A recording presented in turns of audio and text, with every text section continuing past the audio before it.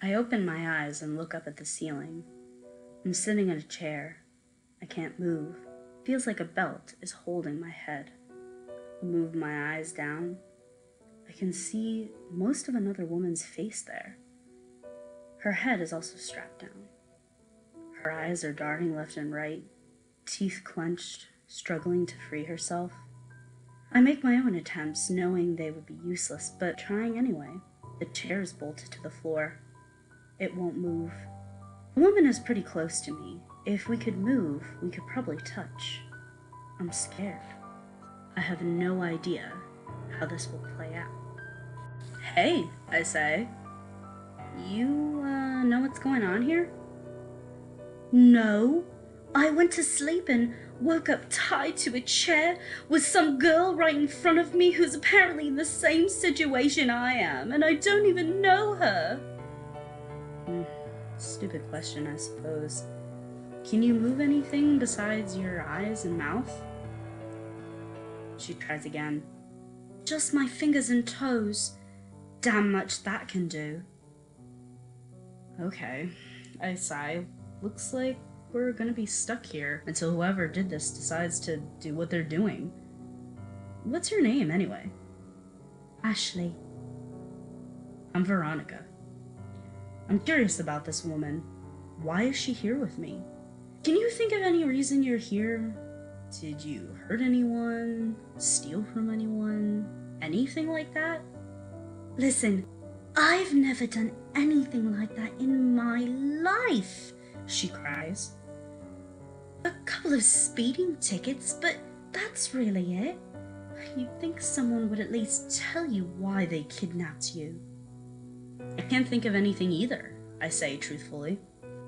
I look at her, trying to think if I know her or if I've ever seen her before today. I'm pretty sure I hadn't. Hey, any chance you recognize me? No, I don't think so. Alright. We're two innocent strangers. I guess it's just random. They pick the first person they happen to get, but for what? I look around as much as I can. The ceiling is high, and I can't see any walls. There's a spotlight high overhead illuminating us. All my fingers can feel are the edges of the armrest. I can't hear anything beyond my own breathing and the attempted movements of my newfound companion. What could have brought us here? Are we going to be tortured? Is there some kind of psychotic force that brought us together? Whatever the reason is, I can feel in my gut. Someone is going to die. And it's hopefully not going to be me. Oh, damn, I just cut myself, I think. Something hard and sharp is around my right arm. I look back down at her. It's strange to keep my eyes pointed down so far. She's staring back at me, panicking, mouth wide open and panting. I move my arms as much as I can. It feels like straps or something are holding down my left arm and metal bands around my right. What the hell? What are they going to... There was a loud screech and deafening sounds. Speakers crackle, and there was a booming voice. Good evening, ladies. As you've no doubt discovered, you have been restrained and are now part of a little game. Between you is a table. On the table is a gun. And sometime the restraints on your right arms will be released.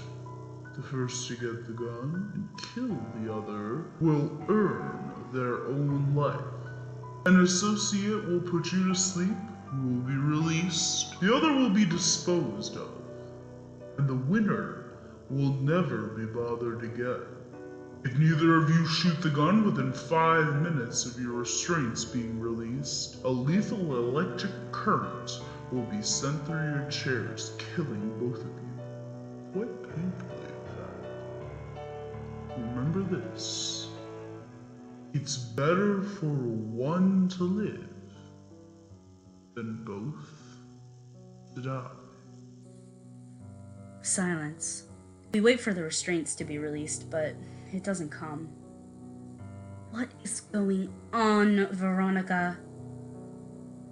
I guess we'll have to wait and see. Maybe they want us to get to know each other before we have to kill. But I don't want to kill anybody. Then again, I sure as hell don't want to die either. Well, what would you rather do? Kill me or die? That's the important question. Is your life worth the death of somebody else? Could you live your life knowing that you murdered just so you could live? Well, no. I'd rather die than kill someone. But I'd rather live and not kill even more. I feel the same, Ashley. But unless you can think of how we can untie ourselves in 5 minutes with only one hand. She was silent for a moment, and then she started whispering. Yeah.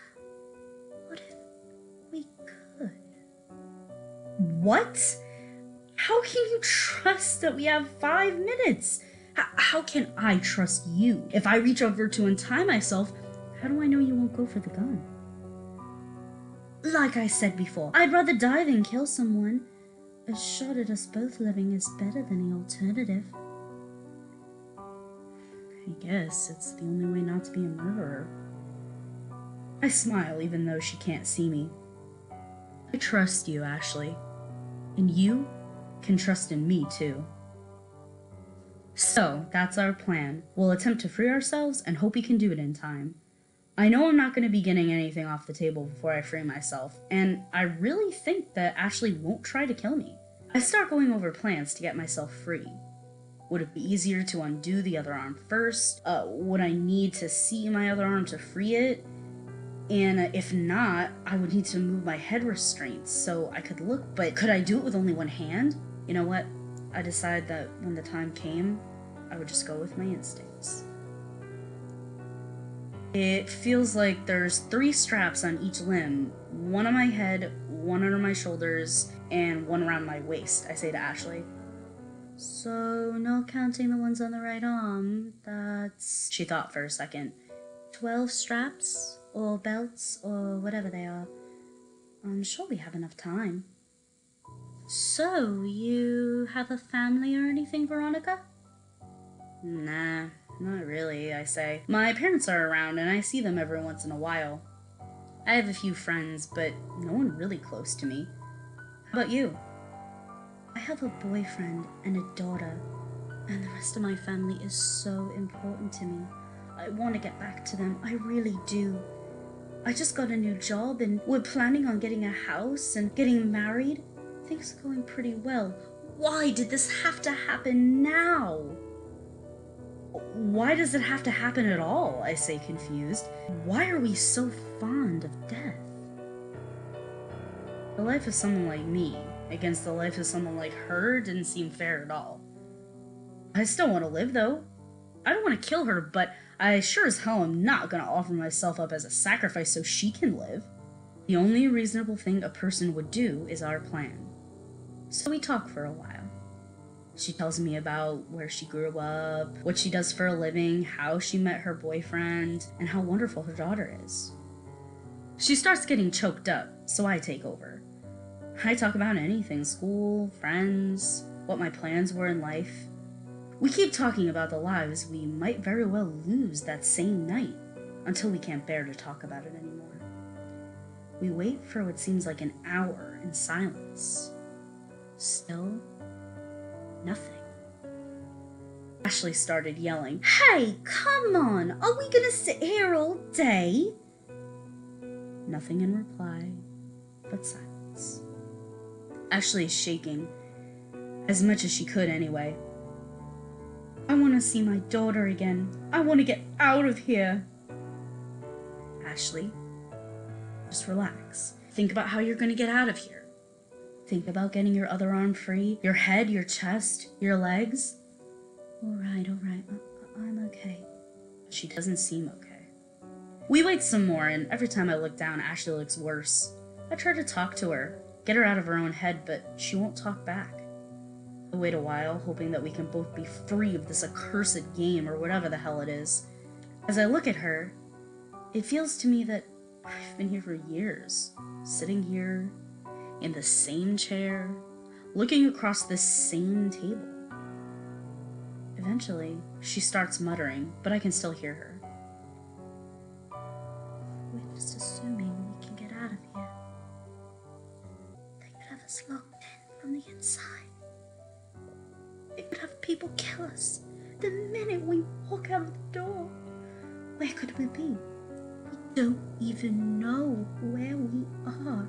We could be in the middle of the desert or Antarctica, or there could be someone 6 feet to the left of us and we wouldn't know. They could be listening in the whole time. They could know what we're planning to do. I don't even know what's holding me down. They might have to cut me out of here and there's no way to get out. Someone has to die. And it sure as hell isn't gonna be me. Ashley, I try to reassure her, focus. Focus on getting out. No one has to die. I know it. You have to know it too. It's 12 straps, that's it. 12 straps.